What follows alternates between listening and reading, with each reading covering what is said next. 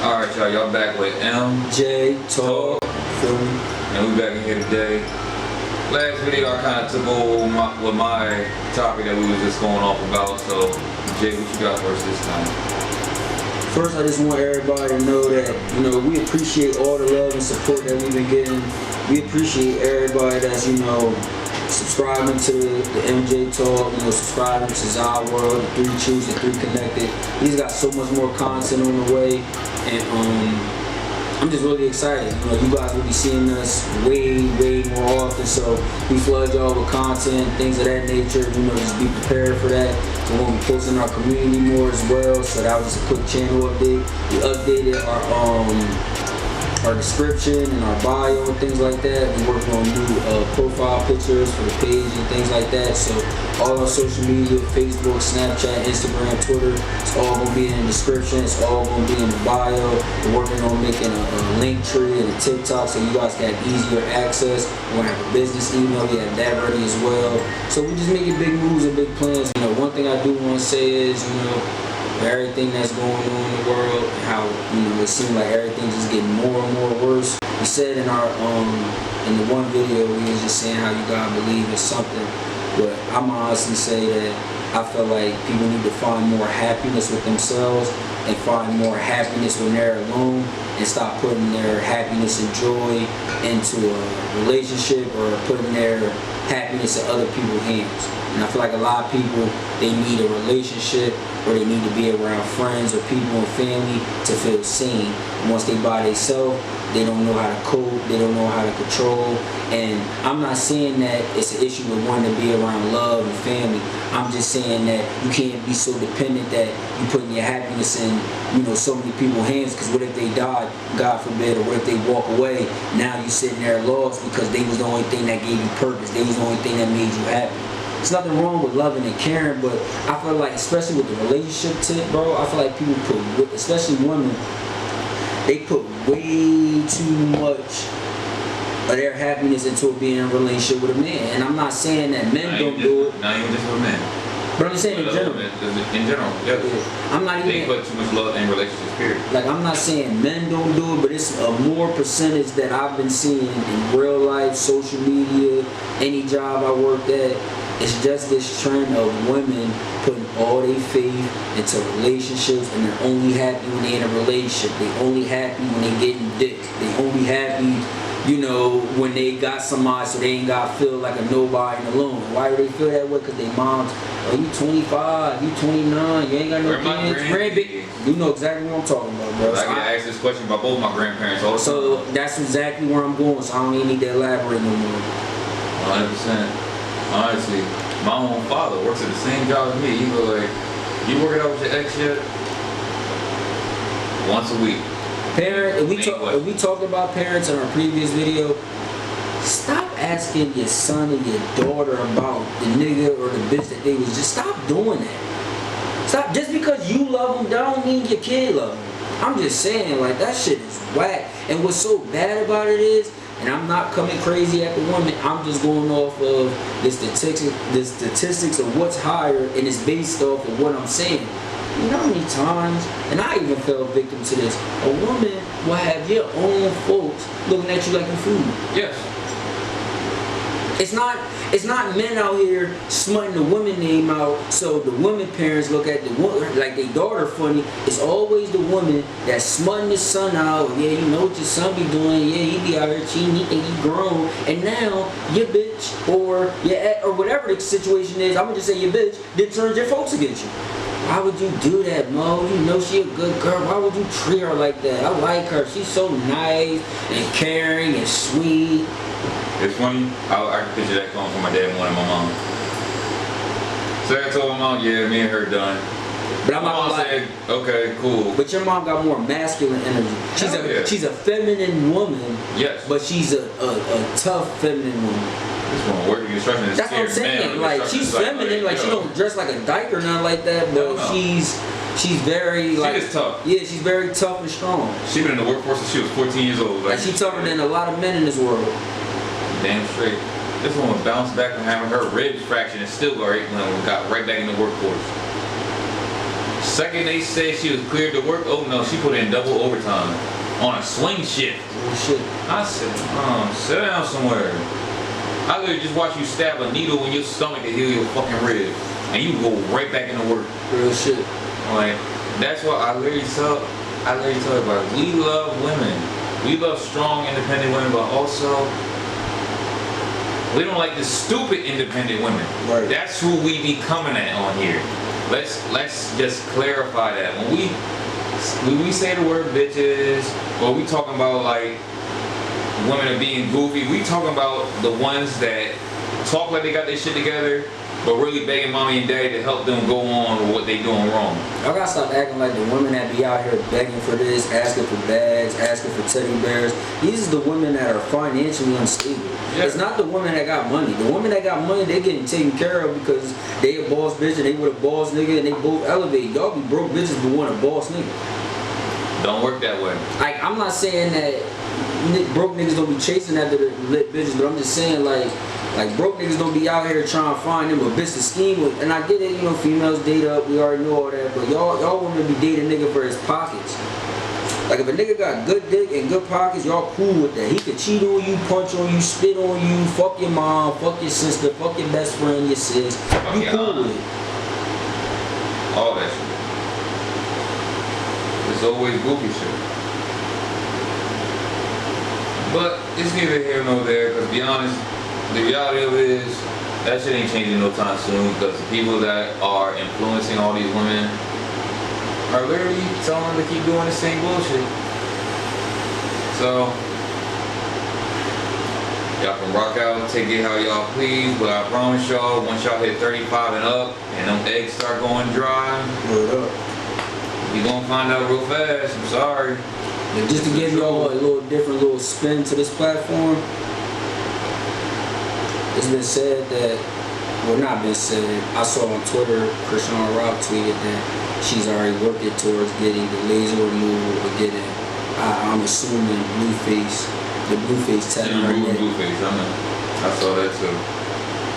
So I'm not gonna lie, if she's able to bounce back from that toxic situation, still have a career, still link up with people in the industry, and not have to use it based off of that relationship or the name of being, you know, Blueface baby mom, you know what I mean, or any ties with him, I it's still still gonna be part of that for a good while, but yeah. How long do you think it's gonna take before they start looking at her as Chrisean and not Chrisean and Blueface? I give it 2 years. Depending on how she carry it, that 2 years can become one. But if she carrying how she carrying it now, that 2 years can become 5. I think the longest she got is like maybe that 5 years, but the quickest, by next summer they could just be looking at Chrisean like a household name without Blueface name attached. She gets the tattoo removed.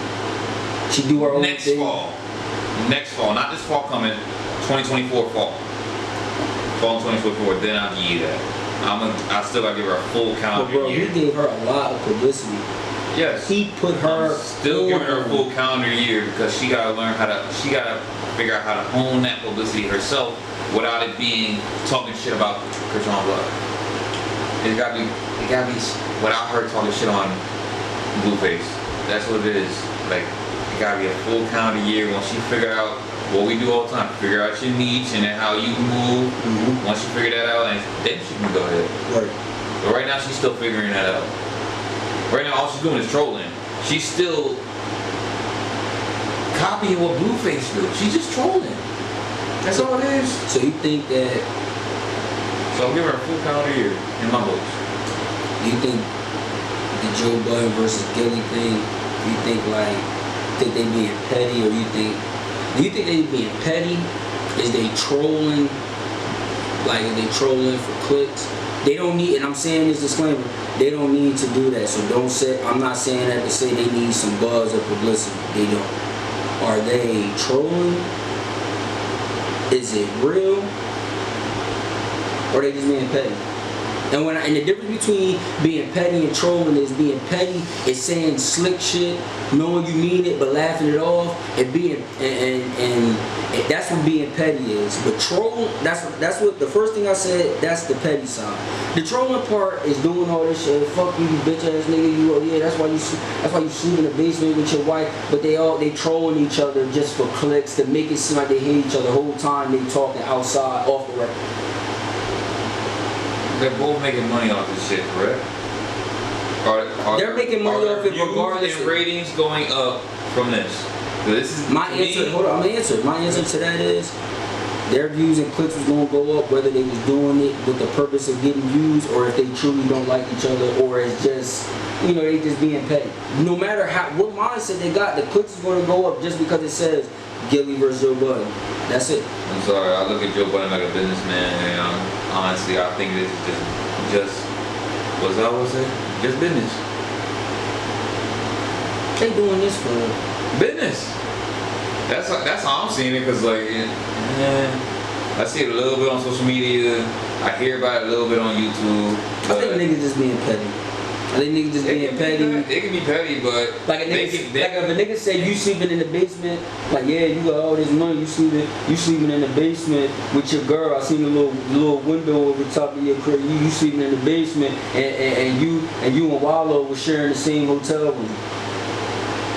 Niggas say that about you, bro. You won't say some slick petty shit. Yes. So when Gillie comes, if Gillie be on some shit like yeah, nigga, alright, well, nigga, I just signed a multi-million-dollar deal, nigga. Like, what is you doing? Like, how is you doing it? Just petty shit. Cause Gillie the type of nigga, he not gonna let nobody talk to him or say nothing crazy and just he not gonna let it go. And Joe Budden's the type of man that he's smart enough to know. He's smart enough to know the type of dynamic that Gillie and Wallow have as far as in family, connection, and just that vibe, that camaraderie. Don't fuck me up with it. I don't look at that as anything wrong. It's family, number one. That's one. And second, you want to say something about what me and my wife sleep at. Really had to say something. Of course. He couldn't let a nigga get over on that. Like, this is all I gotta say. It can start off petty, but honestly, it can evolve to business. Like, let's take it all the way back. We're not even go as far as back as the Tupac and Biggie beef. Let's talk about the Ludacris and T.I. beef. The King of the South beef. It started off as them actually gunning for each other. Mm-hmm. But let's talk about that. That was just to get numbers up. But I ain't gonna lie, I feel like the T.I. Lil Flip shit was more severe than that. Now I know Lil Flip ain't the artist that Ludacris was, but that beef was more real. It was more real, but T.I. versus Ludacris was more solidified because both of them were at the level of household names. All my real niggas in the comment section, y'all gonna know what I'm talking about. It was some shit they used to show where they used to just show all the beats. They showed the Biggie Pop shit, they showed the 50 Cent Ja Rule, they showed the Ludacris versus T.I., and they went right to T.I. versus Lil Flip, and then what was the other one? Y'all gonna know what I'm talking about. Like they showed that they was showing like the top beefs that was going on. They was showing the politics behind it. They was showing the interview that other niggas did. They asked Ja Rule like yo, so what's the beef with 50 Cent? Who? He said, what's the beef with 50? Who? I don't know this man. I don't know you. I don't know what you're talking about. And guess what 50 Cent said? He's like, this nigga think he Tupac's record. I really don't like this dude. Mm-hmm. Like he said it with a straight face. He said, he had, and y'all know exactly what I'm talking about. 50 had the do-rag on with the fitted over it, with the jersey and the big white tee under the motherfucking jersey or whatever he was wearing, probably some G-Unit shit. And he said straight up with a straight face, no laughing, no shit. He said, I really don't like that dude. Yes. Like, and the point I'm trying to get across is that shit was real, man. That shit wasn't all that fake trolling, gossiping for clicks. We're talking about the Tupac and Biggie shit. That was controversy started through magazines. That's a whole other topic. But all that other shit was real. Then, but right now, how social media is and everything, you can pose a fake beef. Like me and you can just like say, all right, fuck that nigga Jay. Have 2 separate channels for like a month, and then fucking make them both featured after 2 months. and get like 5,000-10,000 just off of controversy. Yes. Because controversy and toxic sells. Yes. Shots is out. He was right. And he's not wrong. And at the end check of the out day, Zawo, check out Zombie's World. He gonna hear it. Daily reactions. He hit it on the nose with that, man. And go check out that 2 Ice Spice podcast on the 3 Truths and our most recent. Go check that out. Go click that as well. It's gonna be in the description. It's gonna be under our feature channels. Man, everything's about business. Yes. Being friends and all that. And shout out to Academics, because Academics is literally like, he exposed it like 2 weeks ago, a week and a half ago. He said straight up, he was like, you know, I'm hitting niggas up to do the pod. I'm telling niggas to come to Off the Record. I'm doing new joint for them. You know what I mean? I'm popping up whenever they need me to. Now I'm asking niggas to come to Off the Record. Niggas is busy. Niggas is putting me to. Niggas is crickets. Niggas is handing the phone. Niggas got the account. He's busy right now. He can't take it. It's sad, man. You really can't have no ties in this industry, or like a close bond or brotherhood, unless it's something like this with somebody that I've known for 12 plus years, or somebody you grew up with. Yeah, then it's real. But all that linking up with all, you got no people, bro. Like, even if you say you knew somebody since 2010, 2011, at least you got 10, 12 years in with, like, whatever, you know what I mean? Versus, like, you just met this nigga when COVID hit. I'm like, you don't even know him or know her that much. Like, I'm more cool with people besides you that I've talked to since 2016. I'm more cool with them than people I've known since 95 when I was born. What I realized is, to go off of our last visual that we did when we were talking, go check that out. Talking about evolving and not changing. Yeah. People don't evolve. Oh, so you're counteracting me. Okay. No. I want to hear your process. No, I'm saying, most people out here don't evolve. A lot of people, and you can test to this. Those are the people that are stuck. You're talking about the people that are stuck. Stagnant. That are stagnant, comfortable. stuck. You're talking about the sheep. I'm cool with going to the same pizza store I've been going to for. So you're talking about the sheep? Yes. Okay. And this is, nobody's going to tell me that less than 80% of the world is sheep. In my opinion, I think 80 to 95% of the world is sheep, and 5 to 15% of the world is wool. It ain't 15. It might not be 5. I'm gonna tell you right now, it is exactly 82% of the world is sheep. And I can go for that. Yeah. I can go for it. It's no less than 80. If you say anything under 80, I would believe the sheep. In reality, 82%. And that is already too much. Like that's the whole entire world being corrupted. You know what 82% sound like? If it's 10 bitches sitting in a line, 8 of them listen to Sexy Red, Glorilla, Ice Spice, Cardi B. Want me to keep going? 82%, that first 10, you gotta get it out of a pool 100. Them 10 girls, all 10 of them. That's what but I didn't want to say that, because then it would sound too judgmental. I'm going right with numbers. Well, if that's the case, then out of 10, it's no less than 9. It's either 9 or 10. Yeah. So it's either 1 or 2 girls might be thorough, or 2 girls might be thorough, but one of them had a whole pass. Yes. Let's clarify the facts here. We both 90s babies. Correct. So 9'5", 9'6". So when we say this right now, and clarify, yes, 95, 96 are 90s babies. Don't fight me in the comments. That's crazy. 9'5", 9'6", 9'7". Yes. So for me to clarify this is 85% of people born in our 3 years have been victim of rape. And at an early age. So also, once you, let me also say this, the abuse becomes the abuse. Correct. So, celebrities and businessmen, political office individuals, it don't matter who you are. And what's sad is, it's always the people that got the amount of money that not even your family seen in their entire life put together. It's always the people that got more money than a little bit. That's really the true pedophiles. I got head and pussy at 6 and 7. At the age of 6 and 7. That's not normal. It's not. That's not regular. It's not. Most people go say, oh yeah, you that nigga, and you No. fucked up. You the same nigga that saw bodies when you was 4. You think that shit cool. It ain't cool. Like if you 4 years old and you saw somebody dead, and you saw somebody blooded out, or you saw somebody take their last breath, you were traumatized. I don't give a fuck what you say. So, Cause if you think that's normal, you're traumatized. me saying that off of my personal standpoint is, as a Taurus, I already have a high sex drive. But being introduced to it early, that fucked you up even more because you was already going to be who you was. But had that happened 11, 12, 13, I ain't saying 11, 12, 13, but like we said, we'll check out the 3 truths, we made this point as well. 10, 11 years old kind of was more of the norm because you hear about, you know, girls saying this or that happened to me, guys been looking at me since I was 6. You hear a guy say, yeah, I was fucking bitches when I was 9, 10, Lil Wayne flow. mm-hmm. So it's getting to the point now where this generation is literally going to lead to the point where motherfuckers is going to be at that age, 4, 5, 6 years old, rolling up backwoods, fucking bitches, driving. Yep. It's moving towards you that. wanna know what's crazy? I met my babysitter again.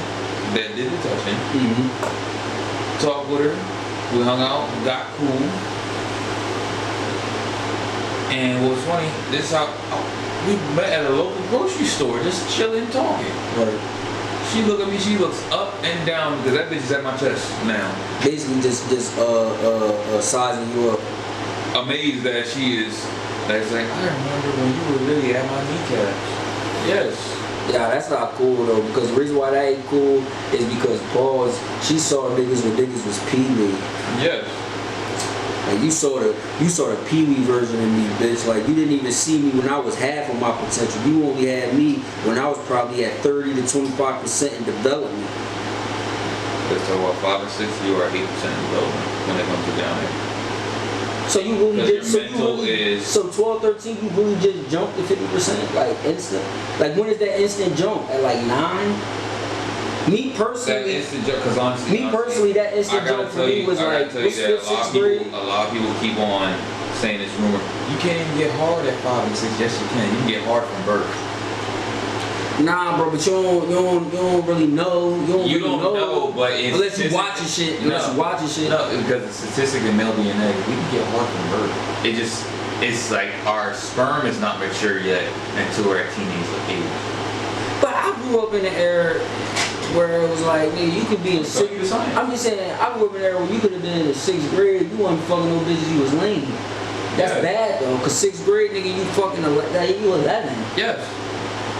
You 11. Like you gonna be in 8th grade, 14 years old, but it's like at 11, 10, 11, you was supposed to be out here like getting your dicks up, going to parties, fucking bitches. So by the time you get to high school as a freshman, your goal is, alright nigga, you need to be out here hitting seniors and grown-ups. Yes. So by the time you 18 and you a senior, you looking for all the 30-year-old moms that you couldn't get because you was too young. You was 14, 13, bitch was 28. Now she 32, 33, you 19, 18 now you trying to knock her down. Yes. And I just feel like that's really what I feel like it's like for men. It's like we gotta go 2 to 3 times higher than our age. So us being 26, it's like they looking at us like we supposed to be out here fucking grandmas. Like word. Like we supposed to be out here hitting cougar bitches. Mm-hmm. I don't know, but at the end of the day, and I don't want to go too hard on it, I feel like, I feel like women have a similar mindset. And I don't feel bad saying it because all women do is say every day, all niggas the same, all niggas think like this, all niggas think like that. I love women. I'm not going to sit and argue with you. I'm just going to defend the men and say all women the same.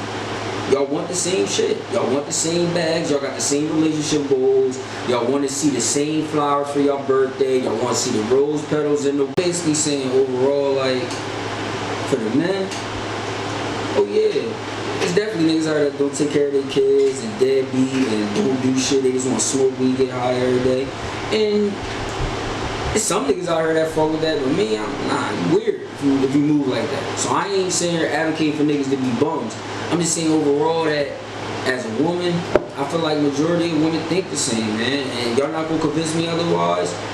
I feel like y'all think the same, y'all want the same, y'all want all materialistic shit, knowing that y'all not worthy of it. And I'm not saying y'all not worthy of it because I think y'all gotta be held to these high standards, but y'all hold men to Jay-Z level of standards, and then when he don't even be Drake, you get mad. Like, he like, I know he ain't Jay-Z, but he at least get Drake vibes. Y'all want niggas to have all this bread to spend on y'all. Y'all want niggas to have all this time to spend with y'all, and then it's like, at the end of the day, it's like, nigga gotta deal with your attitude, deal with your kids, deal with your family, deal with the fact that you got a bunch of fake friends, but you cool with them anyway because you don't want to be alone. Like, I don't know. It's different if it was high-powered women out here preaching this. It's not high-powered women. It's not women with a bag. It's not women that got their shit together. It's all the females that's broke, that got nothing to offer, that's going to call you broke if you can't financially take care of them. And that's not valid. That is not valid. You cannot get mad at a man that cannot take care of you, and you can't even take care of yourself, and you looking at him like he's food because he don't want to break his bank account for you. If y'all locked in, y'all locked in. That's a whole different conversation. You women be meeting niggas that y'all done fucked, and women be thinking that it's because they get that pussy up. Now it's like, alright, I'm liable. I own you. Sorry, ladies. I'm sorry. I literally gotta tell y'all this. Just because you spread your legs does not make the man stay. Just because you push out a kid does not make the man stay. Just because you talk that shit, nah, bro, we gotta talk about that. Just because you suck it like a vacuum, bro, does not make the man stay. We gotta talk about. Let's just give a input on just that right there. Go for it. Just because you let a nigga bomb, it don't mean you deserve a ring, you deserve commitment, you deserve to be faithful. Women really think that when they legs open, it's like they really believe that shit is so powerful that it's like, if you even get the privilege of getting this pussy, you should be thankful. I'm sorry, I'm giving you the answer. I'm gonna literally line up 100 men. I can literally go outside right now, line up 100 men, and they'll all straight up say, I'm sorry. Now I gotta tell you the reality of it. Like the women, yes. My fault, bro. The women have you ever heard a chick say, oh yeah, like, you know, like this pussy mad average. Like it really don't get wet like that. Never hear that. And I'm gonna be honest. This is where I'm gonna defend the brotherhood. It's men out here that are too secure. They ain't insecure, they too secure. Mm-hmm. You got somebody, Adam 22, he cool with another nigga punching dick in his wife. He cool with it. He is all the way secure. To me, that's too secure. What I'm trying to say is, it's men out here. This nigga Aiden, when she sat there and asked Nina the Plug, asked Aiden Ross, like, Aiden Ross, like, yeah, can I come over real quick?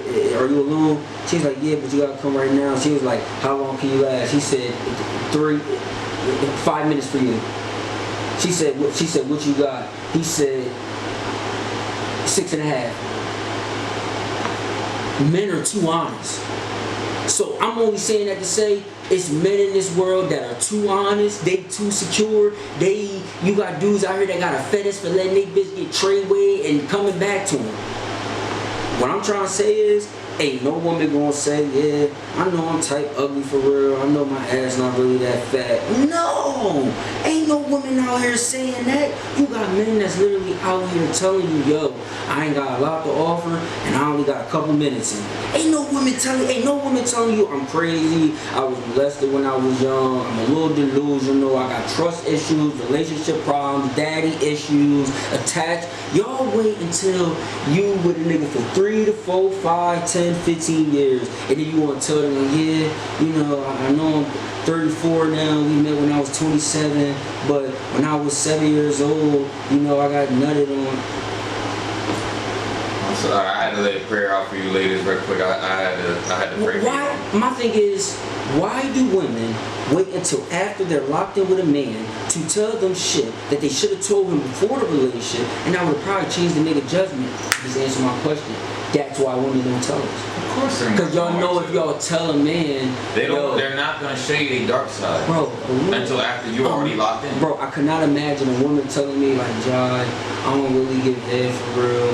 This box really don't get wet. I really get like my walls get dry and they close up after 5 minutes. And you know what I mean? I don't really got too much ass. I got the muffin top going on, and my titties look big, but they just saggy. Ain't no woman telling no man that and letting them know that's what they bringing to the table. You got men out here that's telling women straight up how high flow. I got 3 inches. She said I'll make it work. Yeah. Bye. You missed me. The point I'm trying to say is men sometimes are too honest, and women, y'all lie too much about y'all looks. If a nigga ugly, he gonna say ugly. And shout out to my nigga Gillie again. They be trying to say this or that. That nigga be like, man, I don't give a fuck. I know I'm an ugly nigga, but my bitch bad. At least I'm not saying I feel like I feel like the same way he feel. I'm just putting it out there that it's men out here, it's a lot of men out here that will really just be too honest and just be, you know, too secure with themselves. Women, bro, they don't do that. They ain't gonna tell you like, yeah, my hair only 3 inches for real, like I don't got a ponytail, I don't know why I can't grow hair, I never had my dad in my life, so I got attachment issues. They're not gonna tell you that until it's too late. So it's like the point I'm trying to get across is, woman, you can't have it both ways. You can't tell a man, yo, I want you to tell me everything that you've been through, you know, I want you to let me know everything that happened in your past, your last relationship, but you're not even willing to tell me what happened in the last 3 years. You just want to tell me everything that happened this year and last year, and that's it.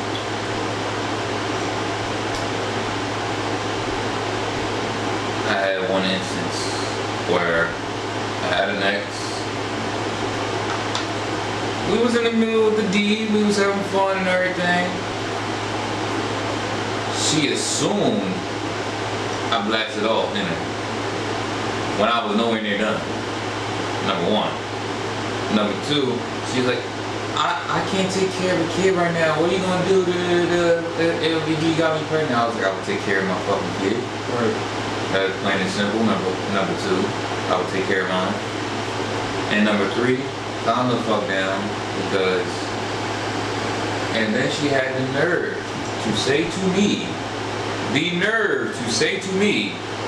well, what if I have a miscarriage? I said, number one. It's like, why are you even on that mindset? I said, number one, I know women that are still going through it and have gone through it, having a miscarriage, and that is not a light matter to talk about or to even have a panic attack about when you don't even know if you are in a percentile that might have that problem.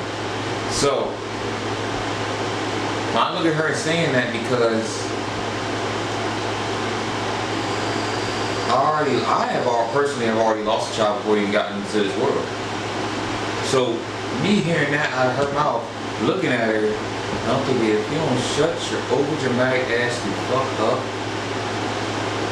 Because now I'm gummy bear, because now I don't even want to fuck you no goddamn more for the rest of the night. Right. So just go on your side of the bed that's wet and nasty because that was all you, and I'm going on my dry clean side because I ain't blast off the shit. I ain't gonna lie, I experienced that before, like the wrong vibe with a bitch will really have you gummy bear flow.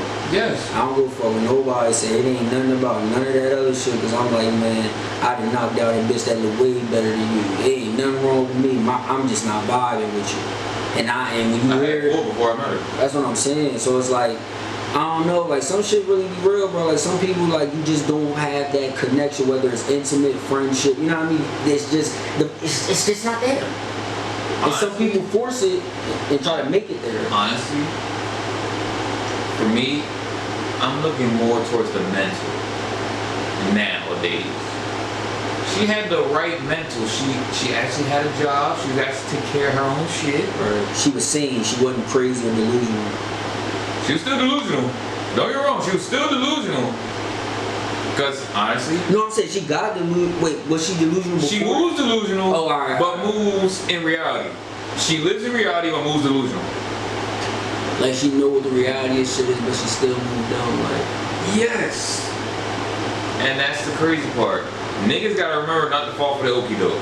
And I'm not putting smart on her name because she's still a good girl and everything. There is no beef. I'm not coming at her. You just letting it be known. I'm just letting it be known and everything else. We had our talks and everything. It wasn't like honestly. I actually had grown adult conversations with this woman.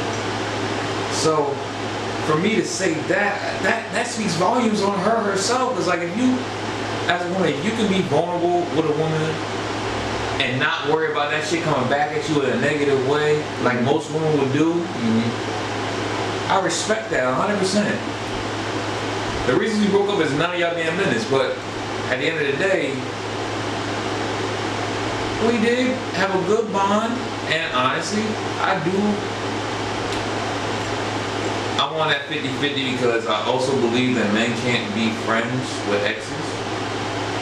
And I also believe that since she's such a real person, I could make friends with her. It's just my belief system is a little, Yeah, I can honestly say I don't communicate with anybody I had past relations with. I can't say that because they all spin the block for me, except for her and one other. But even if somebody spin the block, it's like you gotta get to a point where even when they do spin the block, you can't keep allowing them to. I'm not speaking for you. I know I'm speaking for myself because when you allow somebody to spin the block a couple times and they get comfortable because they know, like, basically what I'm trying to say. They know you're always there. Thank you. Like it's like the mindset of like they know they can leave the crib unannounced and come back. You won't let them walk in. It's not literally. That door is locked, sir. And you know me at one. No, I know what you're saying. I know exactly what you're saying. That door is locked, sir. To understand that people just get comfortable with just coming back around when they want to, and it gets to a point where, from my personal experience, people will reach out multiple times. I just ignore it, and I eventually end up answering. At 26 years old right now, I'm more on the space now where I'm just trying to move forward. I'm not hiding. I'm not running away from my past. I'm not avoiding conflict. I'm not doing any of that because I'm cool with taking accountability if something's my fault. I'm not taking accountability if some shit wasn't my fault. 100%. If some shit happened that it had nothing to do with me and it was foul, then it was foul. If I did something that was crossing boundaries or foul, like I just said, I'm willing to acknowledge it. I feel like people do foul shit and they don't want to acknowledge it. And not only do they not want to acknowledge it, they don't understand the mindset of you making a decision or you doing somehow it can affect somebody else's decision making. Especially for somebody like me, like we said before. If I see somebody moving a certain type of way, I'm going to treat you like that. Yes. If I know a nigga fucked you for $0, why am I going to look at you like I'm about to spin a bag? Plain and simple. So it's not like, it's not even a conversation to dwell. I'm just more on the mindset now, like, alright, Jai, so if an ex or somebody reached out or whatever, I'm cool on them, like, word. Because they let me know plenty of times. It wasn't just one time. A lot of people in my life that was close to me, you know what I mean, they let me know they was cool off me. And if it was because of me, you know what I mean, I'm not upset or I'm not, you know what I mean, like playing victim. If I was the issue of that, then cool. If it was truly me being the scapegoat because people didn't want to acknowledge their bullshit, I'm cool with that too, you know what I mean? So like, I'm basically just saying that rather than me sitting there being like, alright, let me just try to do it, I just gotta move forward. If I'm not hating on nobody, I ain't hitting nobody, baby mom. I'm not asking nobody for no money. I'm not asking nobody for no help. I'm not disturbing anybody's peace. I don't know how I'm feeling. I don't know how I'm wrong. But I will be looked at as wrong as because I'm not that person I was. Answering when you call, answering when you see, you know what I mean? Like, it gets to a point where people just, and you was just going through it today before we were just on the road driving and shit. Motherfuckers still looking to you for leadership, asking you for money. Money, rides, etc. This shit is every day. Like, this is like, it's not like it's something that just goes on social. No, we go through this shit every day in our personal life. And I'm gonna say this right here. Honestly, I gotta be, and then now I gotta be the asshole to be like, you know what, fuck you, I'm not answering the phone. And like, I feel bad a little bit, but at the same time, I really don't. I don't feel bad I really from don't. my standpoint because I'm not doing nothing wrong. One thing My I'm not mental, doing is my cheating. mental tells me I should feel bad, but I'm like, my soul, I'll be like, nah, you know. One reason why I feel that way is because I'm like, if I answer, I know what it's gonna be. And if everything was cool and everything was bubbly, then we wouldn't be in no situation to where you reaching out and I should be questioning or communicating with you. Like I said, the part of you that's, like I said in the last video, there's an equal amount of dark and equal amount of light within everybody. Right. So the part of you that's like, answer, enjoy the toxic energy, that's the dark side. Your inner light is stopping you and telling you, you know what's gonna happen, you can do it. I'm following my inner light. There you go. That's why right now too, I'm following my inner light. There you go. It serves me. Do you feel it took you too long to get to your inner light? Nah. Alright. Cause I always had You're it. still young. Nah, bro. I always had it. I always You were knew. born with it, of course you always. But no, I always kept it with me. I never ignored it. At 14 years old, I knew if I did something, I felt bad. And I knew if something happened to me, I felt bad about it. Like, I knew all that and I was aware of all that. It's, you just pretty much said what it was. It's like, you're just choosing to be like, all right, I'm going to go to toxic league with this one. Yeah. You're choosing to go with your inner darkness. And I can 100% admit to that. I've been in plenty of situations that I wasn't supposed to be in, that I should not have done. And I'm not proud of it, but overall I could grow from it as a man and know that if I choose to do that, I know what the outcome will be. Mm-hmm. When you experience that shit, bro, you're like, all right, I know the outcome will be. If I choose to go this toxic way, if I choose to go to, you know, the dark side, I know what's going to happen. Let me just try. Let me just try to stay on the light. Let me just try to keep the light open and it can just be that little bit of darkness in the corner. As long as I can keep that darkness at bay, I'm good. And I feel like I'm in a position now to where I could tame the darkness and I just try to, you know, bring my light out in the situation. But this world is so toxic and everything is so negative. It fucks me up. Darkness is shining more than the light right now. Yeah, so it kind of tries, it like tries to steal my light, and I'm fighting every day to not allow that to be the case. But it's a spooky world out here, man. Like shit is so wicked, shit is corrupt out this joint. It's like it's nasty work. Like it's nasty work because you could be really positive, uplifting. You want to get a business, have generational wealth. You want to move to an area, start your own brand, and nobody gives a fuck. All because it's not about what they want. Like, and what they want is negative. Yes. And based off the standpoint that I was making last video, I'm gonna name 3 individuals, 1 fictional, 2 real. And you're gonna tell me right now whether they moving in the light or the darkness. King Von. Darkness. Jeffrey Dahmer. Darkness. Dexter. Like, Dexter was moving in the light. he was a vigilante. Dexter was moving in the light.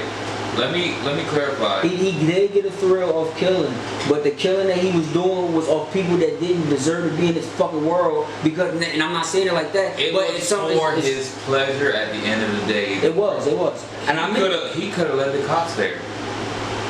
He could have led the cops to their. I'm not saying him killing was him following his life, but if that nigga's being a vigilante, I can't say him being a vigilante is him being darkness. At the end, it wound up him following his light, but the process was him following his darkness. You see what I'm saying? So you looking at it like, despite if he's really getting like he's really killing people, Even if he's doing it the right way. It's still for the wrong Do you reason. think it's right to kill somebody? Never. It's never. That's your light talking. See what I'm saying? But this is where the darkness comes in. Yeah. This is where the darkness comes in. I only justify when it comes to your folks. If somebody break into your fucking house and try to help. If we're going by off the good word or what God is saying, you're still going to help it to another life. I'm not saying I'm not saying killing is cool. But what I'm saying is, I'm only saying it because it has to be something that's drastic. It has to be something that hits home to where it's like, you gotta sit here and tell me, Jai, I had no choice. And the only way I could think of that is if someone you love or you care about was in harm's way, and it was either you taking their life or they take your life, or someone that you care about. And based off of the philosophy of the word that everybody follows, it's like you're supposed to watch them either die or don't do nothing to stop it, or just let it happen. And I'm just like, it's some sort of certain situations really be a matter of life and death. Like if somebody broke into you, like somebody do a home invasion, it's you, your mom. Let's say you got 2 brothers and a sister, and she with her son, and somebody broke into your mom crib. It's 4 niggas with guns, and you was able to punch one of the dudes, and then the dude that your mom was with was able to take down one of the other dudes. So now it's 2 niggas with guns, but now you and the person that your mom is with, your stepdad, y'all both got guns. It's you, your stepdad, your mom, your 2 brothers, and your sisters, and it's 2 niggas downstairs with shotguns. It's their life or it's yours. I'm not justifying that. I'm just saying that is the only time where if somebody told me like that was the situation, or it was something like, nah, John, I'm gonna be for real. Somebody literally just ran up in my crib and just blew my brother's brains out. I'm going to jail by it. I ain't saying I want to see you go to jail and crash out, but I understand. I'm on Chris Rock flow. I ain't saying O.J. Simpson was right. I ain't saying O.J. Simpson was right, but I understand if the nigga got too frustrated and he was already emotionally detached, he went through child issues, he crashed out. Yes, but here's my point on that. I have lived moments where I have literally almost taken lives. My inner light has stopped me at the last pinnacle moment on multiple occasions. I believe you're talking about an altercation that you went and put yourself in. No. Number one, I'm talking about the time where I was just out and about and I got stabbed. Okay. I thought you were talking about the. No. That's the other one, and I'm agreeing with you on that one. Okay, yeah, but this one, you created that, John. You didn't create it. I didn't create it, but I went to finish it. Yeah, you went to the bullshit. Yeah. I went to finish it. It's not like the bullshit. My darkness took over at that point. It's not like the bullshit. Yeah, it's not like bullshit came to you while you was out and about or something. You said, all right, fuck it, it's food. No, you was like, nah, I'm about to go, like literally. I'm about to go in this. The first instance is I was raised mentally. Don't start nothing, but you better damn well finish it if anybody else starts it. Right. So I'm out and about. I get stabbed. I told you the story multiple times. Now, what did I do to the dude? You almost killed him. I put him in the hospital for 7 months, but before I stopped, I looked over him and I said, I will see you in hell. Because I already know, if I actually drop my boot on his yeah. He's done up. I know what you're talking, because I have Jock Corp boots on, steel-toed, fake-ass steel-toed boots. Because it's a situation like when you beat a nigga up to a point, or just any situation, and it's just, and they show you it on the movies, you see it in real life, you see it in boxing when niggas can't even get up. It just gets to a point where it's like, he know he can't get up. He done for. So at that point, it's either you making the decision of I'm gonna either just squish this dude's head and his skull, or I'm just gonna walk away. Cause you can stomp and kick a nigga all you want, but when he on the ground, I'm gonna be real. And you see it in most situations, it's either 1 or 2 opportunities you got. You either gonna keep punching him until his face caves in, or you just gonna do the final stomp and be cool, or you just gonna walk away. I kept punching until his legs fell out and he finally hit the ground. No, I'm talking about once he's on the ground and he's done up, like. Oh no, I don't hit nobody on the ground. That's what I'm saying. I'm talking about. I won't hit you on the ground. I'm talking from that. Yeah, I'm talking that from that standpoint where it's like you know, nigga got bruise all over his face. He's done up, like he just on the ground, like he cannot get up. He's done. Like, ambulance gotta come get him. At that moment, you either walk away that's where darkness and the light are battling. With the darkness and the light battling, for me was, you gonna think it's wild. But I literally sat at the park bench until the cops come because I was waiting for him to get up so I could keep going. And niggas might think I was a serial killer at that flow, but I wanted to keep going. I was not done. You came for my life, so I'll make sure you don't got yours. At the end of the day, it's literally, and when the cops came, the darkness and the light both got mute. It was just like, oh shit, now I'm in reality. I gotta wait. Alright. So I gave him my full statement. I ain't even had to get the cuffs on me or nothing. I just sat there at the bench. They talked with me, and I was able to walk around the corner and go back to job court. Like just go back to campus and chill. That was it. Honestly, that's literally how it went. Anything after that, I got higher shit. I don't know. Something else I had on my mind, you know what I mean, that I've been seeing. I feel like, you know, I feel like men gotta be more cautious of the decisions they make. Just be cautious of, you know, the women they choose to live with. Because the way the world is moving and how everything is, I feel like, you know, at first I was like, nah, if they is against the black, but I'm not in that black they against the black man. I know racism exists still, but I'm not in that mindset of they just trying to tear down the black man. They're just trying to tear down men. They're not, because honestly, the black man's tearing down each other for enough. That's why I'm like, yeah, I ain't. But I'm not blaming nobody else. I'm blaming the black man itself. It's like all we do is tear each other the fuck down. But men in general, it's like, I don't know. It's like, it seemed like the balance of the world is shifting to where it was women couldn't work. They would stay at home wives, clean, cook, take care of the kids. The man goes out, makes the pay, makes the money, honey, I'm home. Now it's getting to the point where it's like they trying to push men to sit in the crib and let the women be out here flourishing and let them be the breadwinner. I sent you a video that kind of describes what you're saying, but also from this man's point of view. And I'm gonna say this right here, and I kind of agree with him. This man was already out there doing the most. Like, he went and did 2 tours and for the military. Came home, he did his dirt, he went and grinded. He a self-made money man right now. So he literally said, I'll be cool sitting at home with my kids, and you can go make your money however you choose, but I'm cool sitting at home. But he ain't sitting on money though, that's different. Yeah, but all the girls in the crowd are like, boo. Does he still have more money there? Yes. But he just choosing. His money's still coming in with him sitting at home. But you just saying he just choosing to be like, I'm gonna just sit at the crib and just stack on this bread, and you. Because the money's still coming in while he's at home. So it looks like she's the breadwinner because she's the one going out to work to go get her money. He's chilling at the crib, but he's chilling at the crib with more money than her. Yes. That's different. See, that's a rare, slight circumstance. My thing is, what made me mad is the women saying boo in the crowd. Like, you mad at a nigga that... He's looking for a woman to let him chill. You can go ahead, but I'll still pay for everything, but I'm at home. Word. Okay, I can follow that. Watching that video made me mad. Like, I literally posted it on Threads.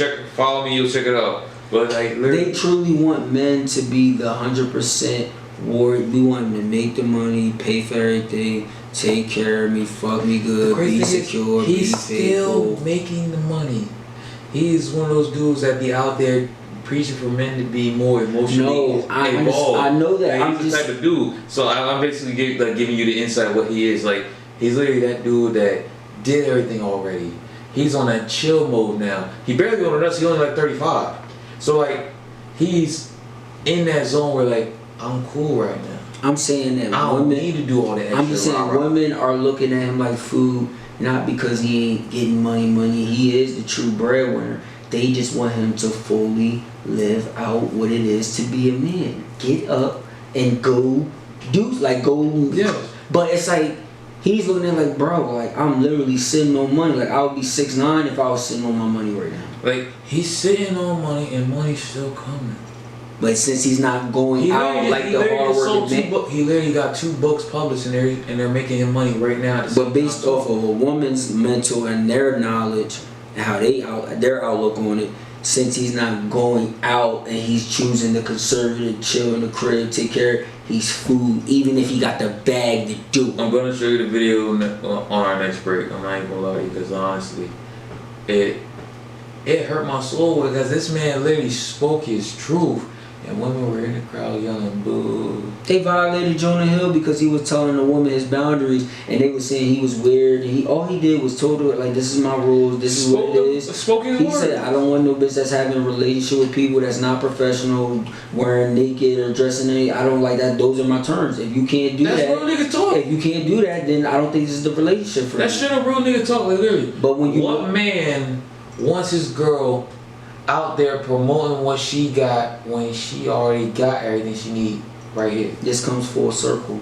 It's all about when you ask us about that poll. Do women want a man to lie to them? Or do they want a man that tells them, I'm not lie to them, does a woman want a man, like, does a woman want to be with I think it was. It was a married man that says yes 100% of the time, or a man that they're with that says yes 40% of the time. But he's 100% loyal. Yes. Women really enjoy toxic energy. It's not toxic energy. They enjoy getting what they want. But but they gotta do toxic shit to get it. But they're not getting what they need. But I'm saying, look at what they have to do to get what they want. Like, look at the mind games, the manipulation, this your baby, give me 20,000. Look at what women do. Like, look at how low they have to go to get to that point that you just said. Let us clarify again. We love you ladies. We really do.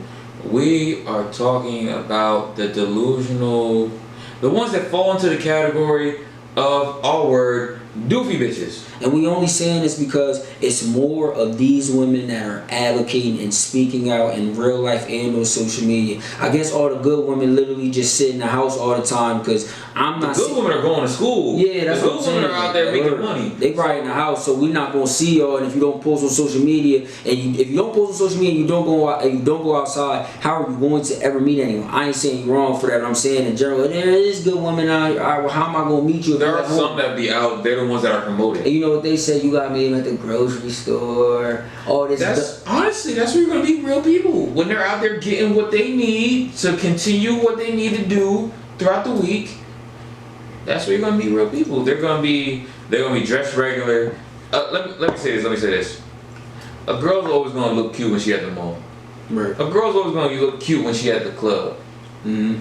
But at the grocery store, she's gonna look presentable. And the ones that look presentable wind up looking better than the ones that are looking cute at the club and at the mall. So at the end of the day, you're still looking at a bad bitch. Right.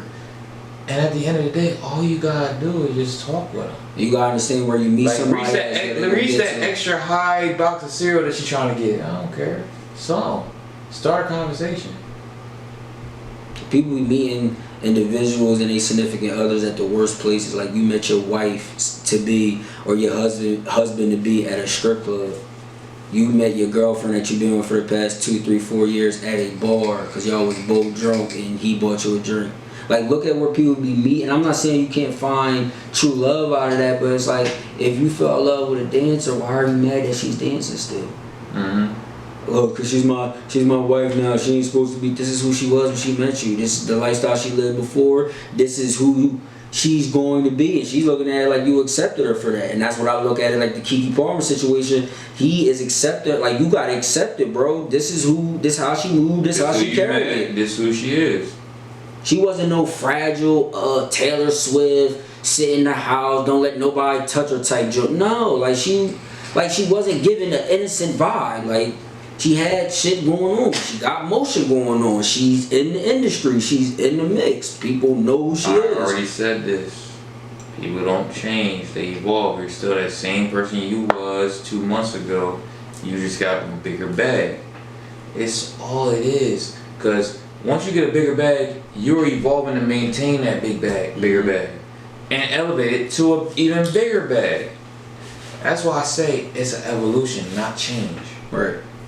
You're probably changing the people you're around.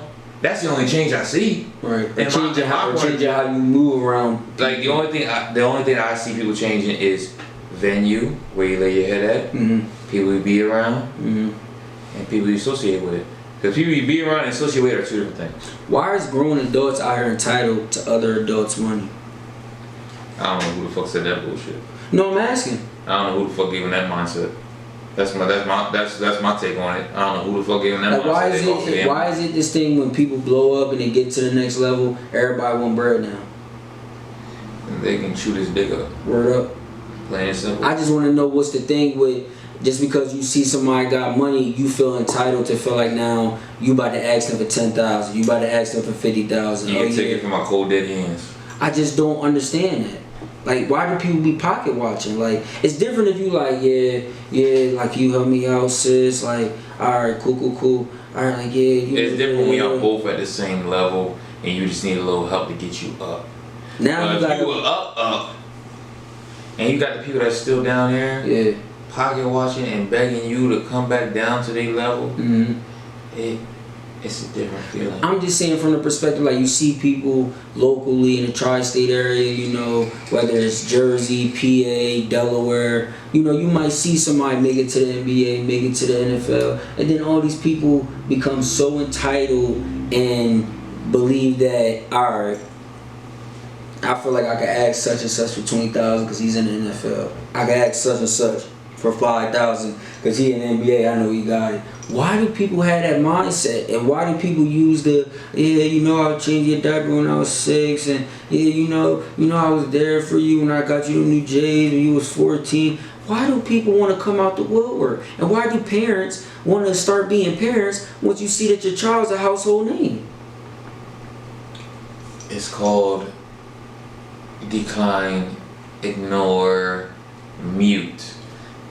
That's how I see it. That's how I carry it. Say, and you'll somewhat agree with me on this. The one thing I can say about the darkness and the light, they both have, because it's still you. Mm-hmm. It's your darkness and your light. Right. At the end of the day, you have your own best interest at heart. Mm-hmm. And honestly, this more selfish side is your darker side. It's always been that way. Because being selfish has always been negative. Being selfless has always been your life side. So, is there such thing as being too selfless? Yes. Like, literally, you gotta balance out the two. You gotta know when to be selfless and when to be selfish. Yes. When to say yes, when to say no. Yes. When to stay, when to walk away. Yes. It's always a balance. That's why you can look at the yin yang symbol from China and like that whole religion right there, where you got a white blotch and a black blotch always intertwined. But you see that one white dot in the black and one black dot in the white. Ah, cause that means always good. There's always some dark in the light and there's always some light in the dark.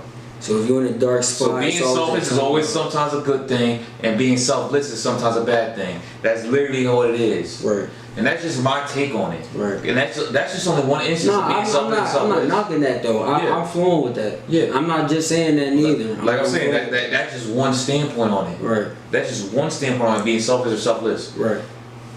So honestly, everything requires balance. Does patience go along with the balance? Having too much patience and having a lack of patience, yes. Because when you have no patience for bullshit, that's the light inside the darkness. But when you have too much patience, you're letting too much bullshit slide by you. So that's where it gets dark when you're following your light. Because I don't want nobody to get confused and think if they be selfless all the time that everything's gonna go their way. Nah, because people gonna take advantage of you. Yes. So you said, know when to help, know when to retreat. Well, not retreat, but know when to be like, nah. Know when to step back. Yeah, I can't help you out. But I can definitely help you because you made sure my motherfucking lights ain't go off. Yeah. Just type shit like that. Like, you can't run a mile for somebody, they won't even walk 2 steps. You can't go out your way for somebody, then you ask them for the smallest thing and they ain't able to do it. And like the phrase, you give a person an inch to take a mile, you allow them to take that mile. They only did it because they felt like they could. Yeah. Or they just didn't give a fuck about it. It's either one or the other. There's always someone you know. If you know that person, you know they're gonna take that mile if you give them an inch. Because when you love somebody or care, it clouds your judgment. Yes. Honestly, I'm looking at it with open eyes at all times. Lady, that's why I'm speaking this mindset to everybody.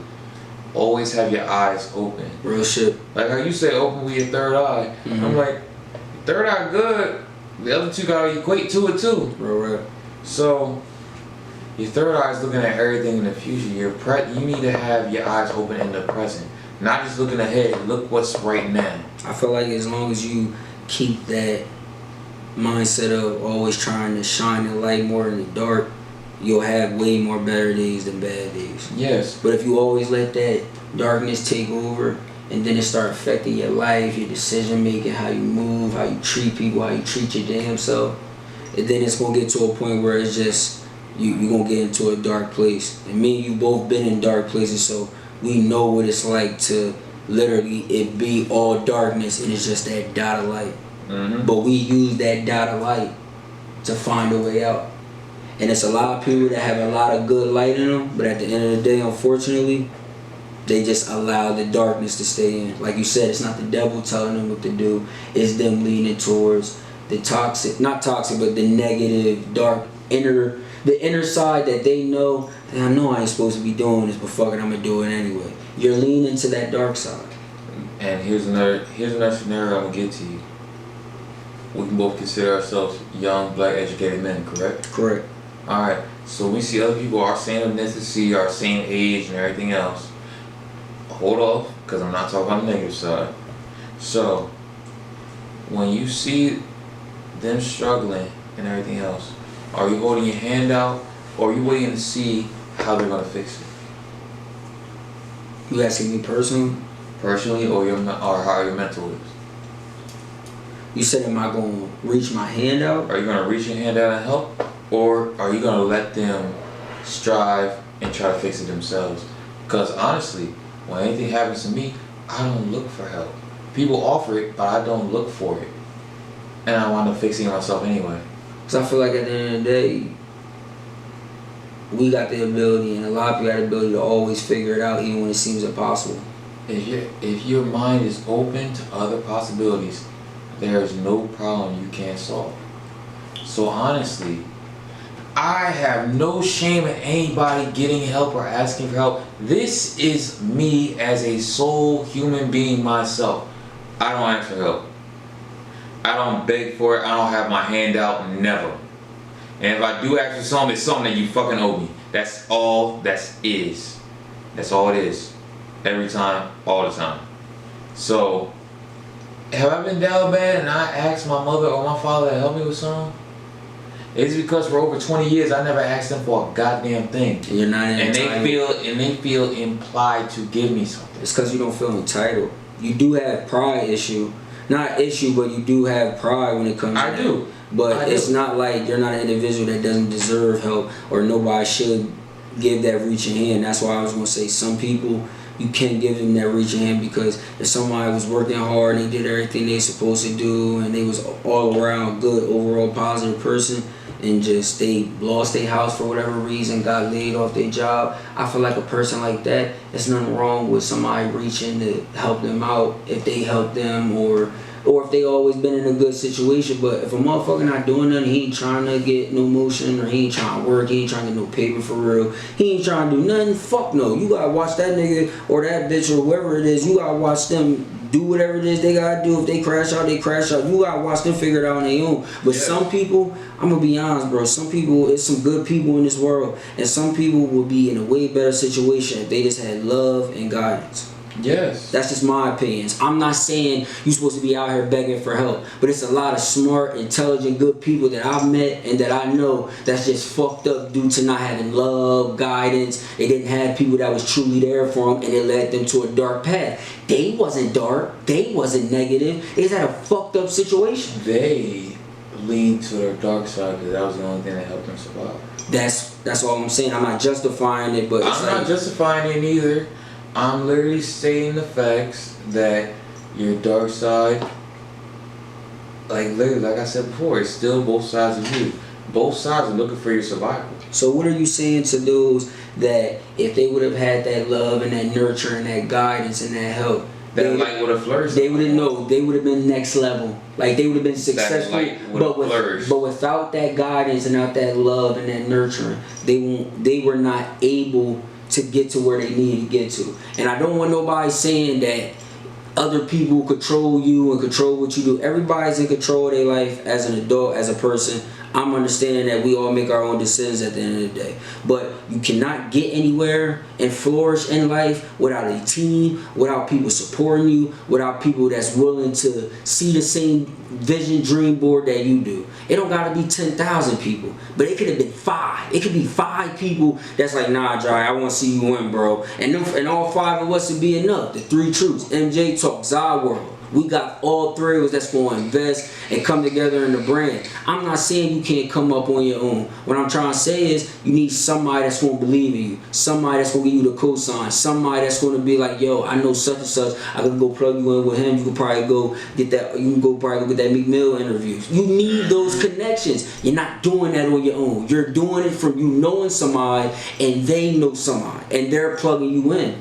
So Yep. I'm not saying that you can't get on It's your not own. what you know, it's for who you know. Exactly. And I'm not saying it's not possible for you to get on your own and shoot in the gym for $10,000. I'm not saying that. But it's going to take for you to meet the right agent, the right music producer, the right engineer. Like my boy Chris, you meeting the right people. You got to meet the right people. So if you meet the right person that plug you in with Dr. Dre, you didn't do it on your own. Mm-hmm. It took for you to use that connection, him taking the time out like, yo, Dre, can you come link up with son? Yeah, I think they're going to be the next up and coming Metro Boomin. All right, cool. Yes, you made it from your hard work and your grinding, but it took for someone else to help. So what is you going to do? You going to pay homage to whoever got you in the room with Dre. Whoever that was that got you in that room to get that Meek Mill interview for the MJ Talk of 3 Truths, I got to pay homage to that person. Mm-hmm. Now, what is that? Now, you have a team. Now you got to get an accountant. Now you got to get a manager. Now you got to get somebody that's going to promote you on social media, brand ambassadors. Now you have a team. So I don't believe nobody single-handedly gets what they want or get where they want to get to successfully on their own. No. You got to make a call, wait, they give you a call. Yeah, you can come up here. You can come to the Apollo and do your little hour, 30-minute set or whatever. If you win, it's a $500. It takes for that cosign. So you don't do it. If you get a cosign, you didn't do it alone. You didn't do it alone. You did it alone through the work ethic, but the next level was from someone else. All it takes is for someone to just crack the door open. It's up to you to fucking force it the rest of the way open. Right. You don't need someone to open it for you. You need somebody to just crack it. Right. You need somebody to crack it. Somebody to just unlock it. Right. Second they unlock the door to your next level, Right. kick that bitch open. Because you always hear the stories, people just want to sit there and say, I'm independent, I do this, I made it on my own, ain't nobody help me, I'm self-made. And then the stories come out later that such and such put him in the room with such and such, and that's how they linked up, and then he signed a record. It's like, it's all about connections. There's nothing wrong with saying you worked and you grind and you strived hard for your brand or whatever you're passionate about, and someone put you in connection with someone else. There's nothing wrong with that, but stop making it seem like you made Diddy because you got Diddy number on speed. Nah, you use connections. You use people that you know, not use people, but you utilize the people around you and utilize the people that they have contact with that you want. And that's how you get to the next level, man. It's the MJ talk. That's how we gonna get to the next level. Because nobody's bigger than the program. I'm not bigger than the program. Mo not bigger than the program. We both are equal in this shit. This is MJ. This is 50-50. We both contribute what we contribute to this shit. He does what he... If you know or you around someone that can help you shine your inner light, you need to just keep them close. There's nothing wrong with having a team. There's nothing wrong with having a real... situation where you know that, alright, I might not be good at this, but I know bro great at it. And I know bro might be lacking in that department, but I could pick up for it. Do not make people be out here doing things they not good at and making them do what they're weak and not so good at on purpose. And then when they don't do great at it, you judge them. Put and set up people so they can be in a situation to where they can just flourish and shine their inner light. They can just do what they're great at. They can just excel at everything that they can just do effortlessly. Real right.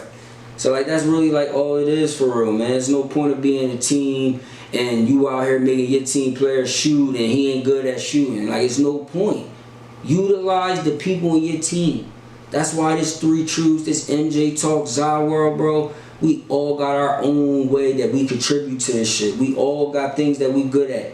None of us is making each other do anything that we're not good at. We're not making each other do something that's a weakness and force. No. If you're great at that, you handle that.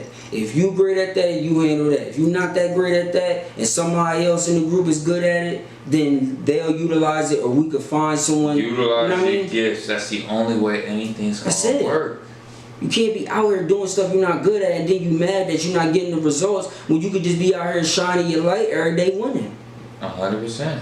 I'm not going to tell Arnez to do something that he told me off the record or behind closed doors. He told me straight up like, yo, bro, I'm not going to lie. I don't think I could do that well. I don't think I'm able to do this or do that. And I'm going to make him do it and then get mad when he doesn't do it the right way. He's telling me, like, I'm not good in this department, but I'm great in that department. You know what I'm going to do? I'm like, all right, bro, that's your assignment for the team. Like, you going to contribute that. I'm going to contribute what I contribute to the team. Zy going to contribute what he contribute to the team. There's nothing wrong with having a team. You're not self-made. You're not alone, because when you see these artists, they're never by themselves. They're not going to the concert by themselves. They're not going to the arena or the boxing match with just their security guards. They come with the security guards, bitches, niggas from around the way, they family. They come with their crew. Plain and simple. Niggas is saying they self-made, but they bringing all the niggas that was around them that was sneaking them out around because they don't want to be alone. And at the end of the day, you already know, once you make a lot of money, once you get to that certain bracket, bro, you know all them niggas in your group is not looking at you with the best interest. Never is. They looking at you like, yo, like, as long as you keep benefiting me and I can keep eating off this, I'm cool. But as soon as I can't eat no more, I'm cool off you. And y'all be around that, men and women. And I don't understand it. Well, basically what I'm trying to say is, shine your light, elevate, evolve, get to that next level. And if you got a group of people, I don't care if it's 5, 10, or I don't give a fuck if it's our situation where it's 2, so it's including myself, so it's just all 3 of us. You can build a team, you can get people to support what you do, you gonna win in this life. Even if it's you and your wife, even if you're a woman and the only person that supports you is your husband, that's it. Y'all 2 alone could build a team and y'all can make it work. 2 is always better than 1, 3 is always better than 2. I'm honestly tell y'all, it's gonna be struggles, it's gonna be battles, but at the end of the day, it's about the end goal. The journey. Once you get to that end goal, you get to the finish line, guess what? You're at a new starting line, and keep going. None of this, like, none of this grind, none of these videos, none of this anything and everything that we doing. If all this stuff was easy, we wouldn't even probably want it that much if it was that simple. But we know it's going to take effort. We know it's going to take hours in the lab, editing, you know, posting on social media, connecting with people, networking in real life. We know it's going to take a lot of effort, and we are more than prepared for the journey of that, and to be consistent along the way and not get mad because we don't get overnight results. We're willing to really put the time and the work in. So basically what we trying to say is, you find a team and whatever it is you have desires for, whatever it is you do, and they all come together with you and y'all all form that bond, y'all gonna get to the next level, man. You're not gonna get nowhere hating on the next bitch or hating on the next nigga. It's not hard to shine when you worry about yourself more than others. Say it again, bro. It's not hard to shine when you worry about yourself more than others. I promise you that. Literally, it takes 2 to tango. It takes 3 to brawl. Like, it's not hard. Make yourself a foundation. Once you build that foundation, you can go as far as you want. It's not hard at all. Literally, we got this centerpiece right here, but let me tell you this. It's just as deadly as anything else. It's as deadly as anything else, and it takes 2 to open this. Bro, shit. It's small stuff like this just lets you know that overall, it's nothing wrong with asking for help. It's nothing wrong with having somebody by your side on this journey, or having a group of people by your side while you fighting to get to your goal. There's nothing wrong with that. It's you being yourself and them being their self.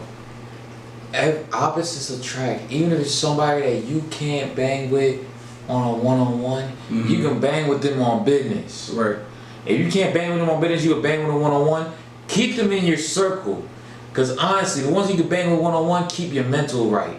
The ones you can bang with on business, keep your money right. That's all you need. Real shit. And that's literally a circle. I could bang with him outside and bang with him on paper. It's simple for us. Because I got both sides of the coin right here.